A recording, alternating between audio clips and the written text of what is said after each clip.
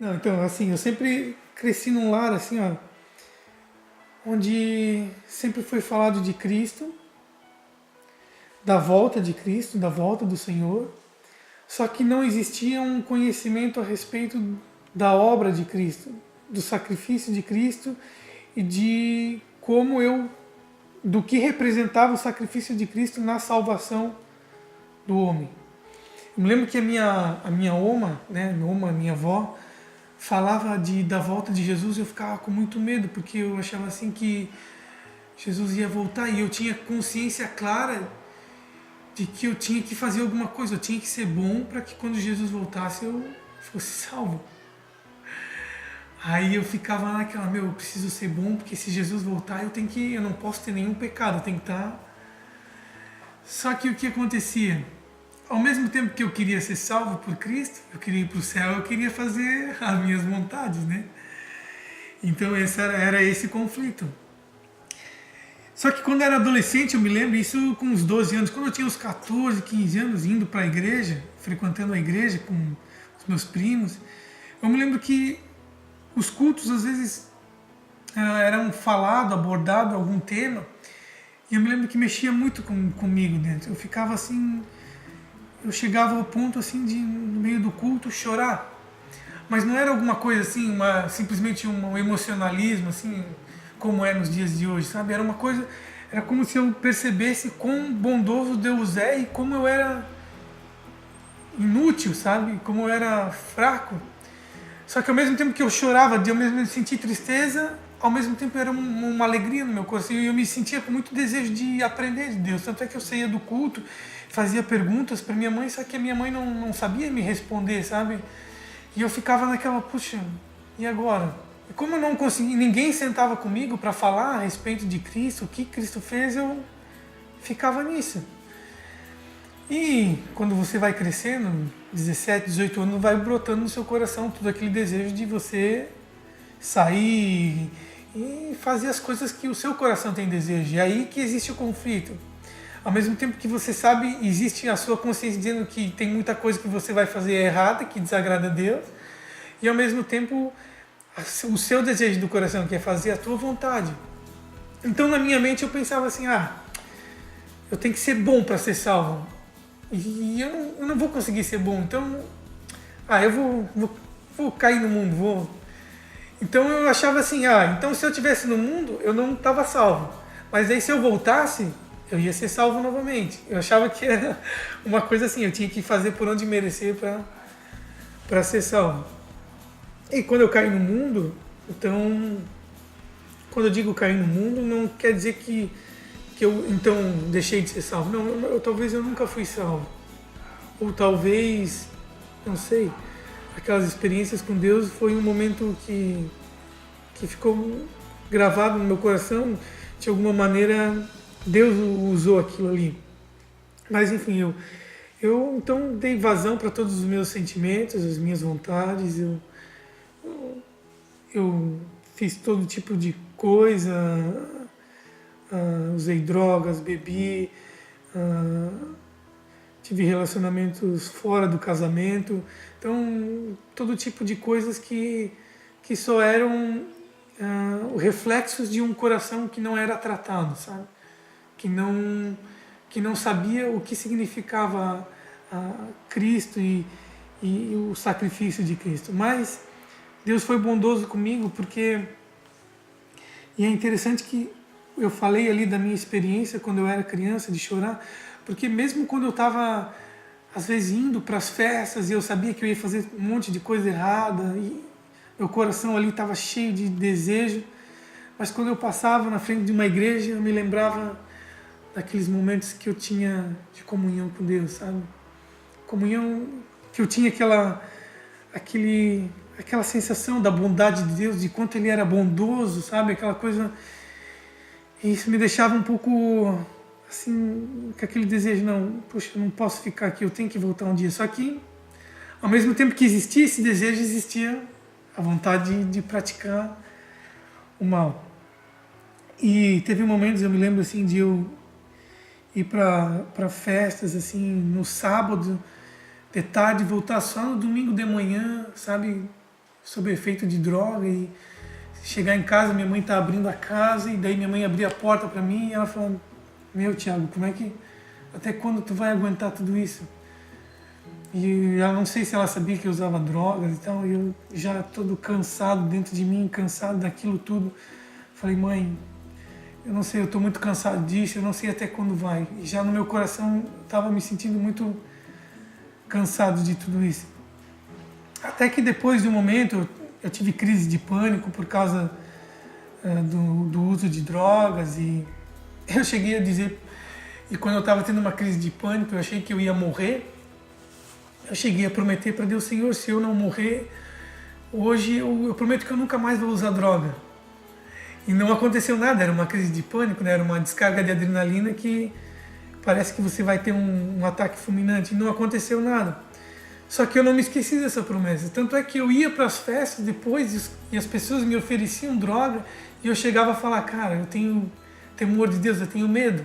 Ainda que eu estava ali no pecado, mas eu tinha o meu temor a Deus não era um temor, apesar de ser um temor, não era um temor bom, era um temor de medo, né?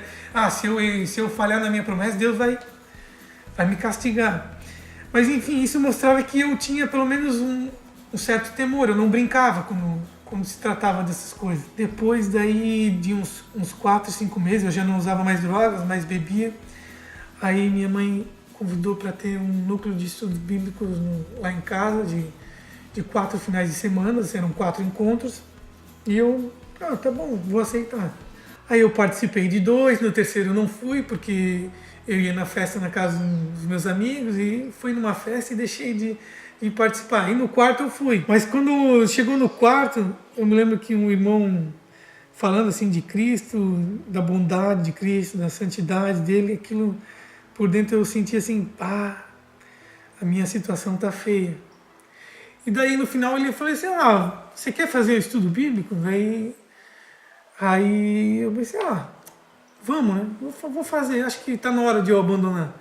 Olha o que era a minha mente, eu achava assim: agora eu vou mudar de vida, vou ser salvo, então eu quero assim. Aí comecei a fazer estudo bíblico com ele, estudar a Bíblia, e daí eu fui lendo, vendo o que era a palavra, e eu fui tentando me fazer uma reforma em mim, sem Deus, entendeu? Então, quando as pessoas elogiavam assim: poxa, Thiago, como tu mudou, tal. Aí eu parei de beber, sabe? Não, agora eu sou um cristão, vou parar de beber, vou parar de ir nas festas. Eu tocava, parei, não vou mais tocar, chega, não vou mais fazer essas coisas. Mas eu estava fazendo uma reforma por mim mesmo. O que aconteceu depois do tempo? Aí eu resolvi assim: eu trabalhava de domingo, eu pensei: eu vou parar de trabalhar no domingo, vou trabalhar na sexta-feira à noite e vou frequentar os cultos. Isso depois de uns 3 meses, e fazendo estudo bíblico, lendo e tentando fazer essa reforma, melhorar a minha aparência para as pessoas e aquilo que eu achava que eu tinha que fazer para Deus, né? Mas até que eu acho que esse foi um dia glorioso, maravilhoso, porque foi o dia que eu estava num culto, uns 2 cultos depois, 3 cultos depois que eu comecei a frequentar os cultos, e era interessante que eu ia com muita vontade, eu ia para escutar, eu queria ouvir. E eu me lembro que no final de um culto, a palavra, o pastor foi colocando e a exposição da palavra, né? E aquilo me chamou tanto atenção, eu prestei tanta atenção.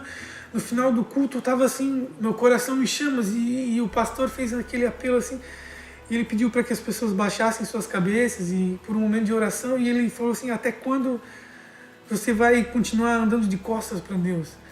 Aquilo veio com tanta força no meu coração. Eu estava tão disposto a entregar tudo naquele momento que eu falei: cara, o que eu estou fazendo? Eu quero Cristo. Eu quero Cristo. E eu saí de lá, do culto, assim, transbordando de desejo de conhecer mais Deus. Jesus tinha se tornado objeto tanto da minha adoração, da minha vontade, do meu desejo, que daí eu saí do carro e eu falei para as pessoas que estavam comigo: cara, não faz sentido o mundo. Eu falei: não é possível, não faz mais sentido o mundo e tudo aquela, como a palavra coloca, o mundo e as suas concupiscências, os seus desejos. Então tudo aquilo que eu tinha feito para abandonar o mundo por minha força, agora existia algo, a vigor dentro de mim, sabe? Força estava fluindo dentro do meu coração. Eu estava, eu quero Cristo. Então eu não tinha mais vontade de beber, não tinha mais vontade de sair, não tinha vontade de fazer coisa errada. Não porque eu estava querendo realizar algo dentro de mim, mas porque existia uma força dentro de mim, sabe? Eu estava regozijando com aquilo.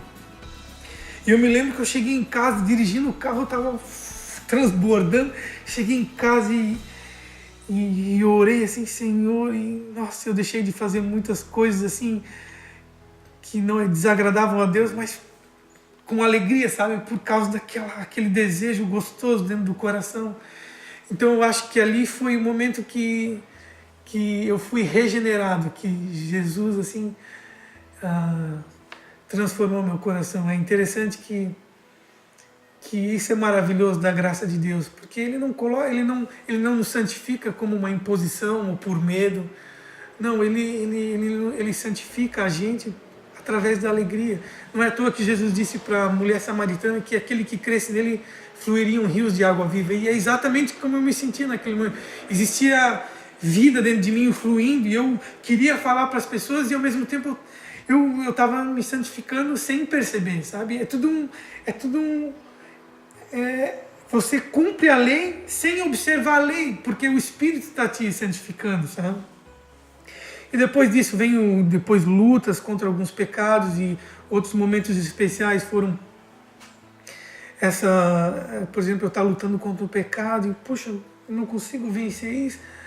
Aí eu estava assistindo o testemunho de um jovem, de ele falando da luta dele com o pecado, e ele falando que o tempo todo ele fez uma série de coisas, mas aí quando ele percebeu que Jesus tinha morrido no lugar dele por aqueles pecados para livrar da escravidão. Aí me caiu a ficha, claro, cara, por que eu estou tentando fazer? Eu estou tentando fugir do meu pecado e no fim eu estou me tornando escravo cada vez mais. E essa minha busca por me livrar daquele pecado estava se tornando um ídolo. E eu estava só me concentrando naquilo e eu estava deixando de olhar para Cristo que tinha morrido por mim. Quando eu olhei para Cristo, eu pensei, claro, Cristo morreu por mim, por aquele pecado, aquilo. Aí de novo, saiu todo aquele peso e eu, claro, Cristo, cara, Ele morreu por mim. Ele me livrou disso. E aí, de novo, toda aquela concupiscência, aquele desejo saindo de mim, aquele peso da culpa. E eu, cara, olhando para Cristo, eu de novo, assim, despertado, avivado e desejo de falar de Cristo. Isso era muito maravilhoso e na vida do cristão. Eu penso que isso é um processo constante. Você lida com várias coisas dentro do seu coração e essa é a maneira de você se limpar ou ser limpo por Cristo, que é sempre olhando para Ele, por aquilo que Ele fez. Ele morreu, Ele deu a vida por nós, para nos livrar da condenação do pecado, da influência do pecado, da escravidão do pecado, sabe? E isso foi maravilhoso. E um outro momento que eu me lembro que foi também muito legal foi quando eu me batizei, quando eu confessei Cristo publicamente. Eu fui para casa assim depois do culto, eu me lembro indo para casa dirigindo assim sozinho no carro. Cara, eu tava assim tão alegre que eu vinha chorando, sabe? Chorando, lágrimas assim. Eu queria que a minha casa tivesse uns 200 quilômetros longe para mim curtir aquele momento, assim, eu dirigindo, e tipo, eu e o Senhor, assim, eu falando com Deus, chorando, aquela alegria, aquela graça, cara, isso é algo que nenhuma coisa física pode te dar no mundo, nenhuma alegria física pode suprir isso. Isso é a verdadeira felicidade, sabe? Deus realmente quer nos dar felicidade, quer nos dar satisfação, só que esse é o detalhe. Para que Deus possa te dar a felicidade, Ele precisa estar satisfeito. Só que ninguém pode satisfazer Deus, ninguém é bom o suficiente para satisfazê-lo. Só que quando você olha para Cristo e confia em Cristo, Ele é a satisfação de Deus. Então naquele momento você toma posse do sacrifício de Cristo, você satisfaz a Deus, porque Ele é a justiça perfeita. E quando você toma posse dEle, Ele satisfaz Deus, então Deus pode dar a satisfação dele para você. E a satisfação de Deus, cara, é a alegria que nada no mundo pode dar, nada físico, nada que você busque pode dar. Essa é a verdadeira alegria, a verdadeira satisfação na alma que o ser humano pode receber. Então, Esses foram, acho, momentos importantes que Deus fez em mim, que me levaram a amá-lo, a conhecê-lo e dizer hoje não, hoje eu sou salvo, eu não porque eu faço, mas por aquilo que creio, Jesus fez por mim, né? Pela fé que eu coloco nele. Então, esses são três ou quatro momentos que eu poderia compartilhar.